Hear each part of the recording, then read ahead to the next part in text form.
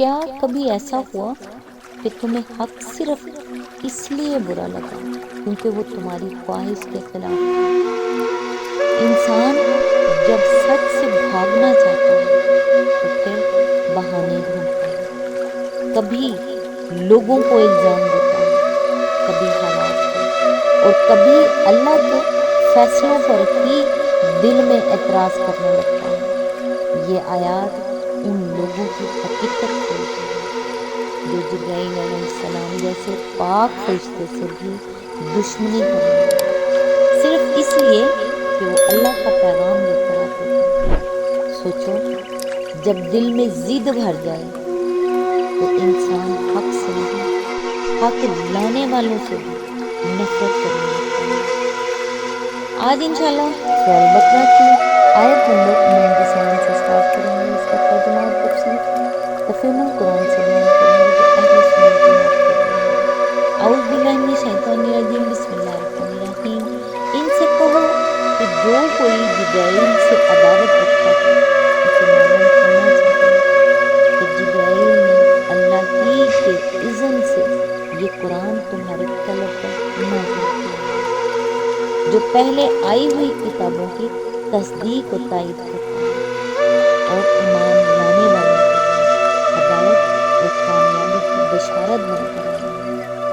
اس کی تفسیر ہے، یہودی صرف نبی صلی اللہ علیہ وسلم کو اور آپ پر ایمان لانے والوں ہی کو برا نہ کہتے تھے، بلکہ خدا کے برگزیدہ فرشتے جبرائیل علیہ السلام کو بھی گالیاں دیتے تھے اور کہتے تھے کہ وہ ہمارا دشمن ہے، وہ رحمت کا نہیں، عذاب کا فرشتہ ہے۔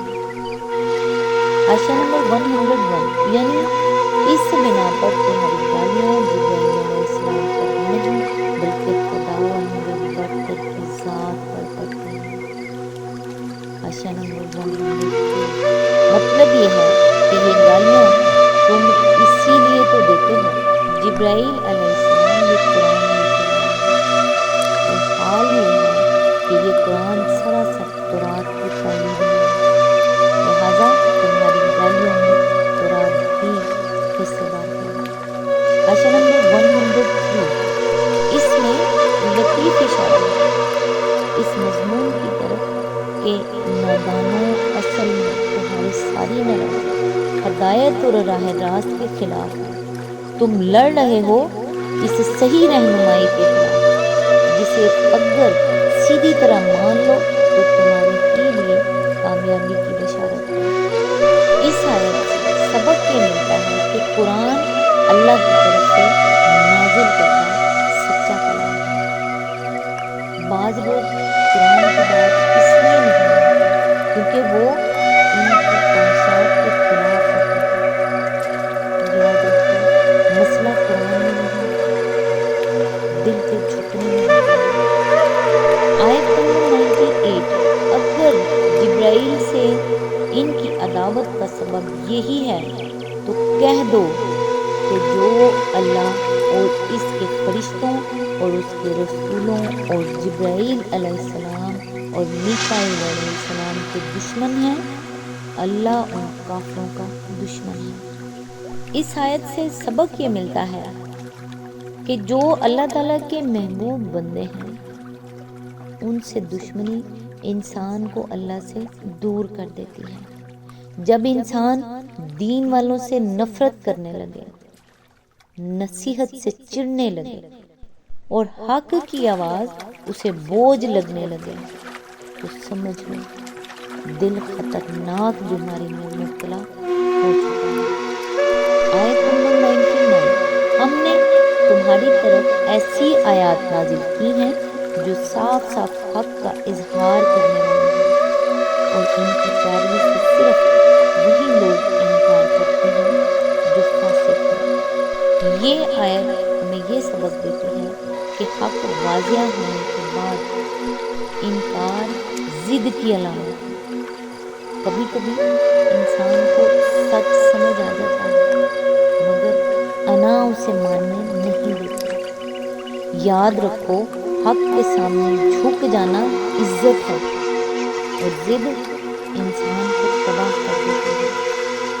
آیت نمبر 100، کیا ہمیشہ ایسا ہی نہیں ہوتا رہا ہے کہ جب انہوں نے کوئی عہد کیا تو ان میں سے ایک نہ ایک گروہ نے اسے ضرور ہی بالائے طاق رکھ لیا، بلکہ ان میں سے اکثر ایسے ہی ہیں جو سچے دل سے ایمان نہیں لاتے۔ یہ آیت ہمیں یہ بتاتی ہے کہ وعدہ توڑنا ایمان کی کمزوری ہے۔ آج لوگ اللہ سے بھی وعدے کرتے ہیں، یا اللہ بس یہ مسئلہ حل ہو جائے پھر میں بدل جاؤں گا، دل و جان سے بدل جاؤں گا، نماز پڑھوں گا، یہ کروں گا، وہ کروں گا، مگر مشکل ختم ہوتے ہی پھر وہی گناہ، وہی غفلت۔ یاد رکھو، اللہ سے کیا ہوا وعدہ معمولی نہیں ہوتا۔ آیت نمبر 101، اور جب ان کے پاس اللہ کی طرف سے کوئی رسول اس کتاب کی تصدیق و تائید کرتا ہو آیا جو ان کے ہاں پہلے سے موجود تھی، تو ان اہل کتاب میں سے ایک گروہ نے کتاب اللہ کو اس طرح پس پشت ڈالا گویا کہ وہ کچھ جانتے ہی نہیں۔ یہ آیت ہمیں یہ سکھاتی ہے کہ قرآن سے دوری دل کو اندھا کر دیتی ہے۔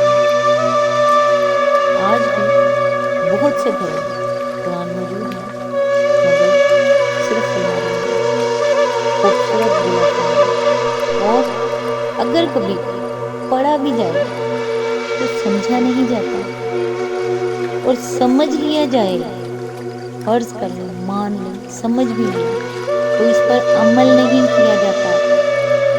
ڈر جاؤ، ڈر جاؤ، کہیں ہم بھی ان لوگوں میں شامل نہ ہو جائیں جنہوں نے اللہ کی کتاب کو پسے پشت ڈال دیا تھا۔ رسول اللہ صلی اللہ علیہ وآلہ وسلم نے فرمایا، قرآن پڑھو کیونکہ قیامت کے دن قرآن اپنے پڑھنے والوں کے لیے سفارش کرے گا۔ صحیح مسلم حدیث نمبر 804۔ قرآن صرف ثواب کے لیے نہیں نازل ہوا، یہ دل جگانے کے لیے آیا ہے، دماغ کو جھنجھوڑنے کے لیے آیا ہے۔ اگر قرآن سن کر بھی آنکھ نہ بھیگے، آنسو نہ نکلے اور زندگی نہ بدلے تو خطرہ آواز کا نہیں، دل کے زندہ نہ ہونے کا ہے۔ اپنے دل کو جگائیں، اپنے دماغ کو روشن کریں۔ وقت کا پتہ نہیں، لمحہ کوئی بھی آخری ہو سکتا ہے۔ آج تک کے لیے بس اتنا ہی، نیکسٹ انشاءاللہ آیت نمبر 102 سے سٹارٹ کریں گے۔ تب تک کے لیے دعاؤں میں یاد رکھیے گا۔ اللہ حافظ۔